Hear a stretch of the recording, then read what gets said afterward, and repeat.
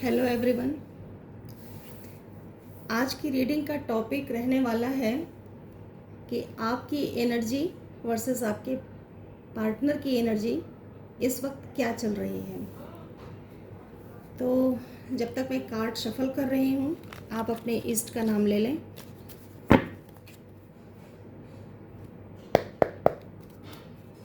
Hey universe, please बताएं कि जो भी व्यूवर्स, जो भी सब्सक्राइबर, इतने सारे कार्ड्स नहीं, जो भी व्यूवर्स, जो भी सब्सक्राइबर्स मेरे चैनल से जुड़े हैं और देख रहे हैं, उनकी एनर्जी इस वक्त क्या चल रही है।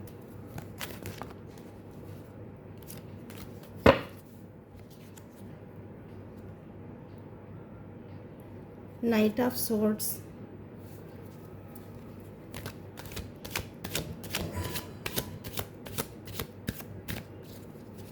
हे यूनिवर्स, प्लीज़ गाइड करें मेरे व्यूवर्स की एनर्जी इस वक्त क्या चल रही है। Okay, 4 of pentacles,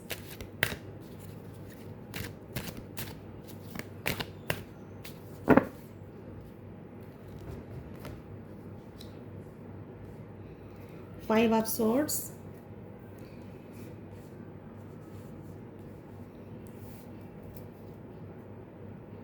and bottom of the deck है 8 ऑफ कप्स।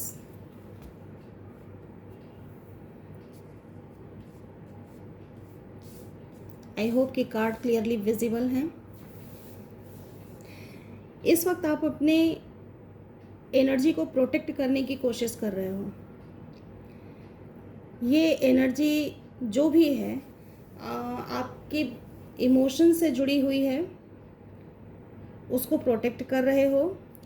आप पहले की तुलना में बहुत क्लियर कट बोलने लगे हो, आपके अंदर क्लैरिटी आई है। और जो भी कोई अगर आपके ऊपर किसी भी तरीके का ब्लेम गेम खेलता है, आक्षेप लगाता है या फिर हार्श एनर्जी भेजता है, तो आप उसके प्रति अब आक्रामक हो जाते हो। दोनों चीज़ें करते हो सिचुएशन बेस्ड, या तो खुद को होल्ड बैक करके खुद की एनर्जी को प्रोटेक्ट करते हुए उस सिचुएशन से हट जाते होगे, और अगर उससे भी बात नहीं बनी तो आप फिर अपनी तलवार उठा लेते होंगे। तलवार उठाने का मतलब आप उन लोगों को बहुत कड़ा उत्तर देते होंगे, या इस तरीके से बोलते होंगे कि फिर वो आपसे भिड़ने की कोशिश न करें। इस वक्त आपकी एनर्जी में वो चमक है जो लोगों को महसूस होती है और वो उलझने से बचने की कोशिश करते हैं। कहीं ना कहीं आपने अपनी लाइफ में बहुत स्ट्रगल फेस किया है, अंदर से बहुत टूटे हो आप, बहुत ज़्यादा संघर्ष किया है। और एक सिचुएशन ऐसी भी आ गई लाइफ में जहाँ कि आपको अपनी एनर्जी को प्रोटेक्ट करने के लिए अपनी विशेस, जो बहुत गहरी डीप फीलिंग्स थी, इच्छाएं थीं, उनसे अलग हटना पड़ा, दूर जाना पड़ा, किसी सिचुएशन को छोड़ के अलग हटना पड़ा। बहुत इमोशनल पर्सन हुआ, इमोशनल हो नहीं इस समय थे, अंदर तो अभी भी इमोशन हैं पर वो बाहर किसी को दिखाई नहीं देते। काफ़ी सेंसिटिव पर्सन भी रहे हो आप, और उसके बाद भी आपने खुद को इमोशन से हटा करके प्रैक्टिकल बनाने के लिए बड़ी मेहनत की है। इसके लिए अगर आपको फाइट करनी पड़ी है तो ये फाइट एक्सटर्नल से ज़्यादा इंटरनल दिखाई दे रही है।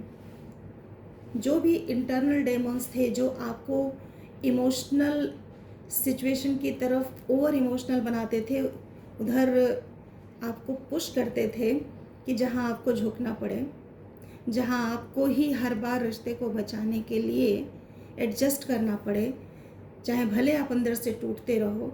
तो जो वो डेमन्स थे उनसे आपने लड़ना सीखा, उस सिचुएशन को वॉक अवे किया, अपने इमोशंस, अपनी एनर्जी और इवन अपनी जो आप अपने करियर में कर रहे हो उस पे बहुत ध्यान देते हुए वो सारी चीज़ें, उससे जो भी अर्निंग्स आप कर रहे हो वो सब चीज़ें आपने सेव करने की कोशिश की कि अनावश्यक आपको इंटरनल डिस्टरबेंसेस का सामना ना करना पड़े, क्योंकि आपने बहुत ज़्यादा किया है और बहुत ज़्यादा तकलीफ़ में आने के बाद तब आपने खुद को वॉरियर के रूप में बदला, इंटरनल फाइट से लड़े हो, अपनी तलवार उठाई है, ज़रूरत पड़ी तो अपने इमोशंस को खुद ही काटा कि मुझे और नहीं झुकना, मुझे अब अपने स्वाभिमान की रक्षा करनी है। और फिर आप अपने मन के घोड़े पे सवार होकर के ऐसी दिशा में बढ़ पड़े तेजी से जो आपको फुलफिल महसूस कराए। आप देख सकते हो कि ये एनर्जी 8 ऑफ कप्स से, जब आप बेहद इमोशनल हुआ करते थे, थक हार कर आपने वहाँ से अपने आप को हटा लिया और बहुत दुखी मन से वहाँ से गए हो। जो भी आपके प्रिय लोग थे या प्रिय सिचुएशन थी, उनसे आपने वॉक अवे किया, इंटरनल फाइट्स की हैं, खुद की एनर्जी को प्रोटेक्ट किया है और फिर अपनी एक नई दिशा में पूरी मेंटल क्लैरिटी के साथ वॉरियर बन के चल पड़े हो। तो ये तो थी आपकी एनर्जी। अब देख लेते हैं कि इस वक्त आपके पार्टनर की एनर्जी क्या है, या जिस भी पर्सन के बारे में आप इस वक्त सोच रहे हैं वो इस वक्त कैसी एनर्जी में है। हे यूनिवर्स, प्लीज़ गाइड करें मेरे व्यूवर्स के पार्टनर, मेरे सब्सक्राइबर्स के पार्टनर्स या जो भी पर्सन उनके माइंड में हैं, उनकी करंट सिचुएशन क्या है। प्लीज़ गाइड करें कि जो भी लोग इस वक्त रीडिंग को देख रहे हैं, पर्सन ऑन देयर माइंड की एनर्जी इस वक्त क्या है। The Lovers, Ace of Wands, 7 of Wands और बॉटम ऑफ द डेक है 3 of Pentacles।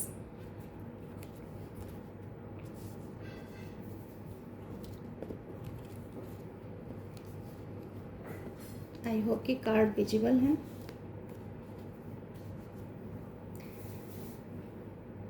आपके पर्सन आपके वॉक अवे करने के बाद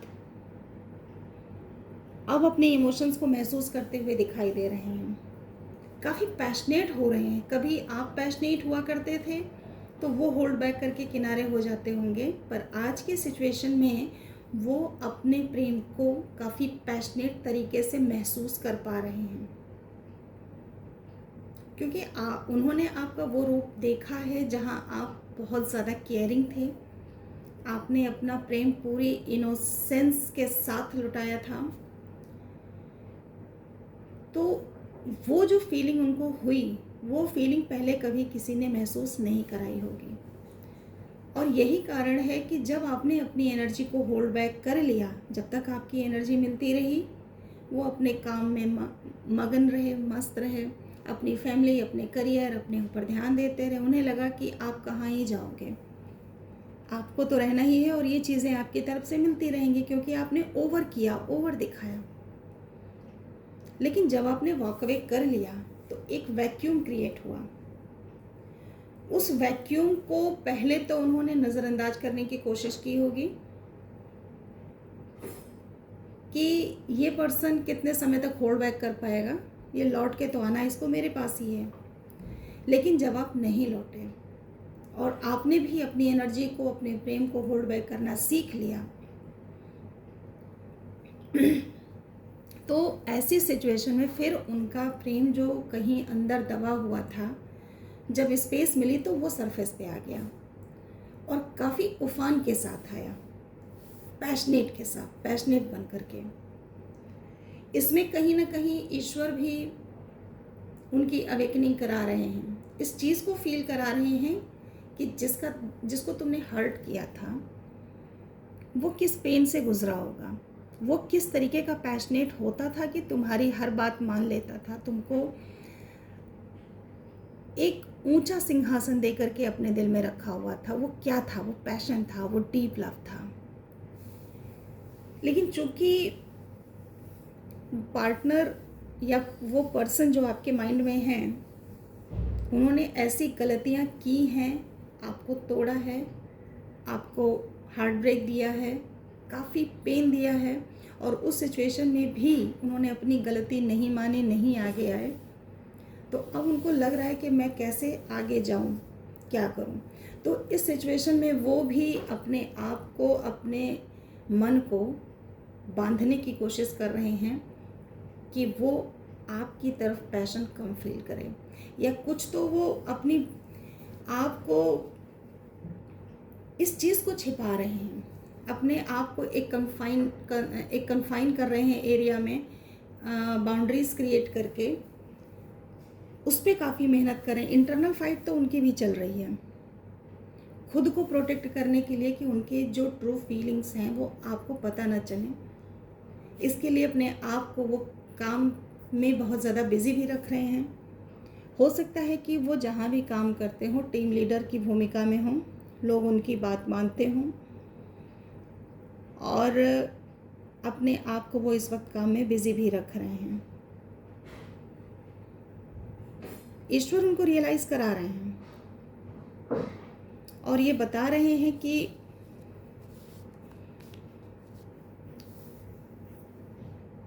किस तरीके से आपने, मेरे व्यूवर्स ने, सब्सक्राइबर्स ने क्या फील किया होगा जब वो इग्नोर किया करते थे। ये चीज़ उनको अब समझ में आ रही है और वो काफ़ी इमोशनल भी हो रहे हैं। हालांकि इसमें कप का कार्ड नहीं, लेकिन द लवर का कार्ड ये भी बता रहा है कि उनको ऐसा ये फील हो रहा है कि आपके साथ कुछ पास्ट लाइफ कनेक्शन तो ज़रूर है। ट्विन फ्लेम जर्नी भी हो सकती है, उनको ये लग रहा है। तो आपकी तरफ काफ़ी वो पैशनेट फील कर रहे हैं, फिर भी अपनी एनर्जी को छिपाने की कोशिश भी कर रहे हैं। अब देख लेते हैं कि यूनिवर्स का गाइडेंस क्या है आपके लिए। गाइडेंस के लिए हम ये वाला डेक यूज़ करेंगे।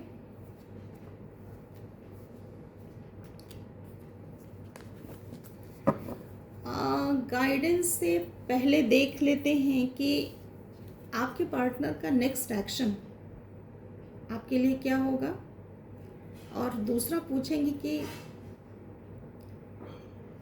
क्या उन्हें सचमुच अपनी गलतियों का रियलाइजेशन इतना है कि वो आकर के माफ़ी मांग सकें। हे यूनिवर्स प्लीज़ गाइड करें, क्या मेरे व्यूवर्स और सब्सक्राइबर्स के पार्टनर उनसे माफ़ी मांगेंगे आकर के, कि जो कुछ भी उन्होंने किया उसको रियलाइज़ करेंगे और सच्चे मन से माफ़ी मांगेंगे। 9 of pentacles. Hey universe please guide करें।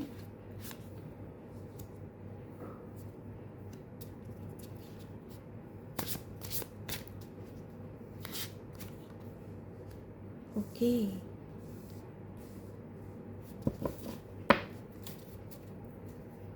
The moon, bottom of the deck है द मून।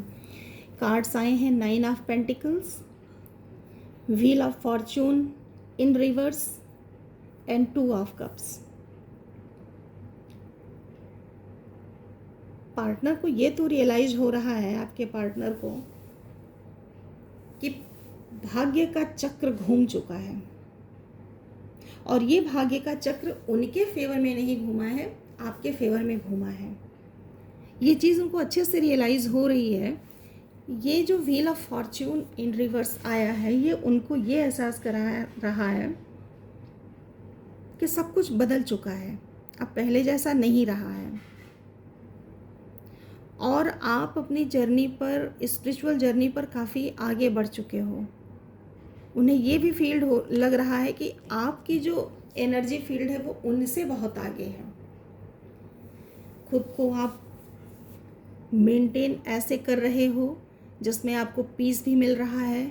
आजकल आपका लुक भी काफ़ी पहले की तुलना में काफ़ी अच्छा हो गया है, क्योंकि आप अब खुद पे ध्यान दे रहे हो। पहले आप इमोशंस में रोते धोते रहते थे, आपको वो चीज़ें नहीं मिलती थी तो आप पेन में चले जाते थे। वो पेन आपके चेहरे, आपकी पर्सनैलिटी में नज़र आता था या उतना ग्लो नहीं करने देता था।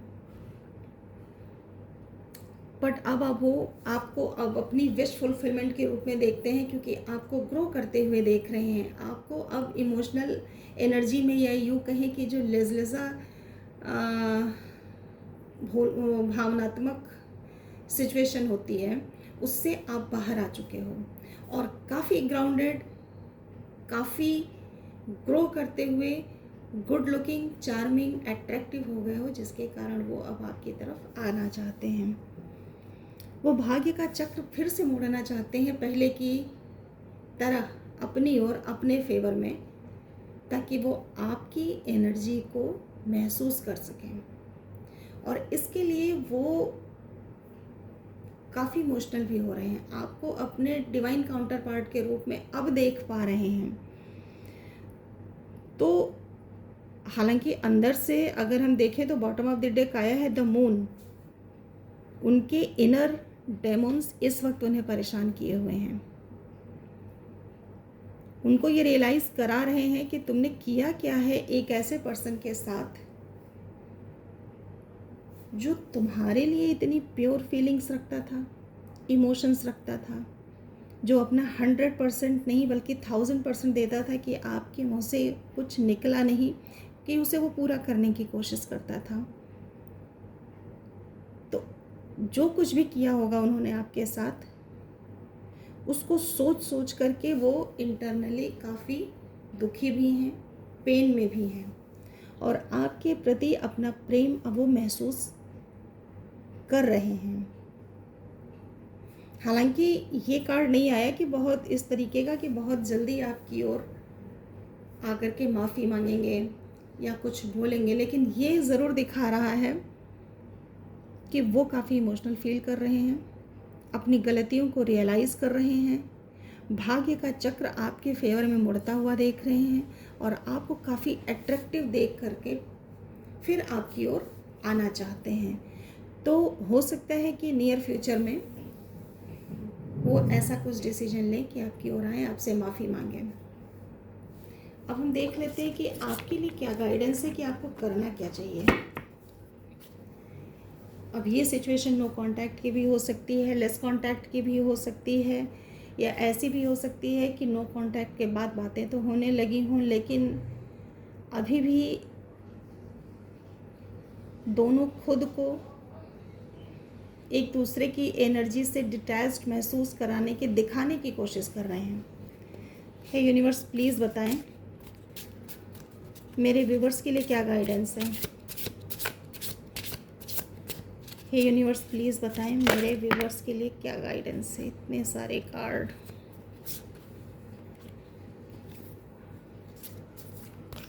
इतने सारे कार्ड नहीं लेंगे। हे यूनिवर्स, प्लीज़ बताएं मेरे व्यूवर्स के लिए क्या गाइडेंस है। यूनिवर्स की क्या गाइडेंस है।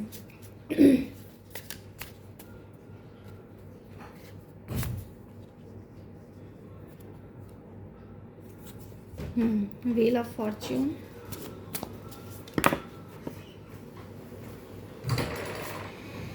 Seven of pentacles, the chariot,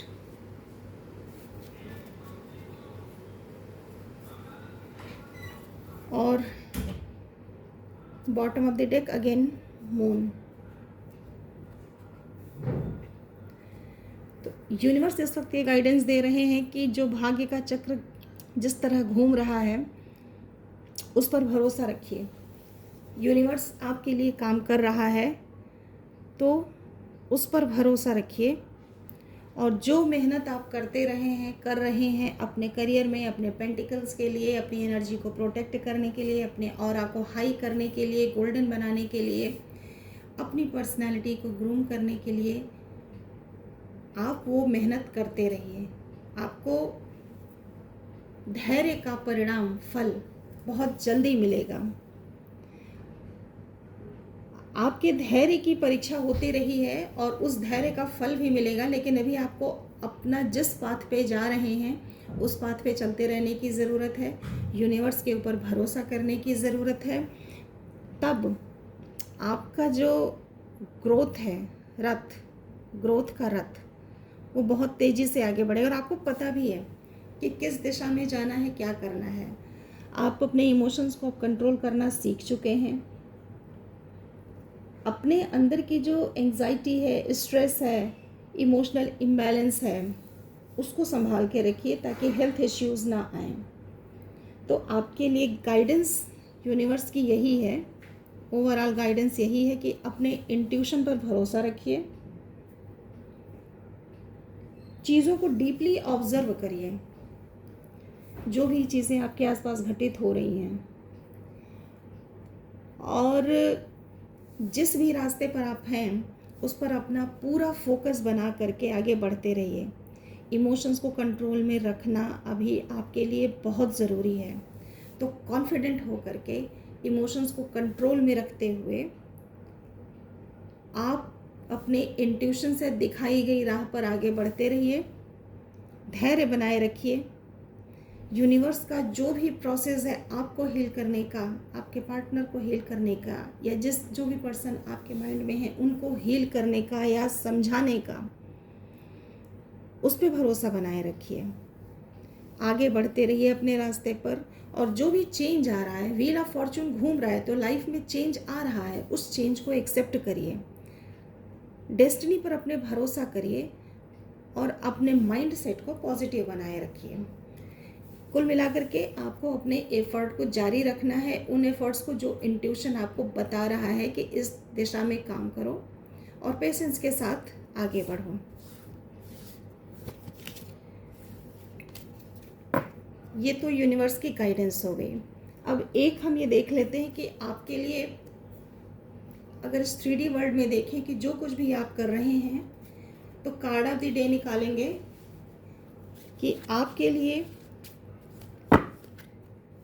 क्या करना सही रहेगा। कार्ड ऑफ द डे, ये रूमी के कोट्स हैं जो काफ़ी इंटेलिजेंट इंसाइट देते हैं लाइफ को जीने के लिए। इसमें से हम आपके लिए कार्ड निकालते हैं। Okay, what is hatred and gratitude. आपको यूनिवर्स को ग्रेटिट्यूड शो करना चाहिए। जो कुछ भी आपको लाइफ में मिला है और जो कुछ भी आपकी लाइफ को आगे बढ़ा रहा है, फुलफिल कर रहा है, जितना भी है, जैसा भी है, उसके लिए आपको ग्रेटिट्यूड वियर करके चलना होगा। और हेट्रेड क्या है? हेट्रेड ये है कि जो जैसा है उसको एक्सेप्ट वैसा ना करना, कि वो कोई व्यक्ति कैसा है, वो हेट्रेड में आता है। अगर हम एक्सेप्ट कर लें, if we accept persons unconditionally, it becomes love. जब हम किसी को एक्सेप्ट नहीं करते हैं तो वो हेट्रेड का रूप होता है। जब हम अनकंडीशनली किसी को एक्सेप्ट कर लेते हैं तो वो लव बन जाता है। तो be in love, always be in love. और लव का जो डायमेंशन है उसको बढ़ाइए, ब्रॉड करिए, यूनिवर्स के प्रोसेस पर भरोसा करिए, थैंकफुल रहिए, ग्रैटिट्यूड शो करिए और अपने रास्ते पर आगे बढ़ते रहिए। तो ये थी आज की रीडिंग। आई होप कि इससे आपको कुछ क्लैरिटी और गाइडेंस मिला होगा। आप अपनी हीलिंग के रास्ते पर आगे बढ़ते रहें, यही मेरी ईश्वर से मनोकामना है। Thank you for watching.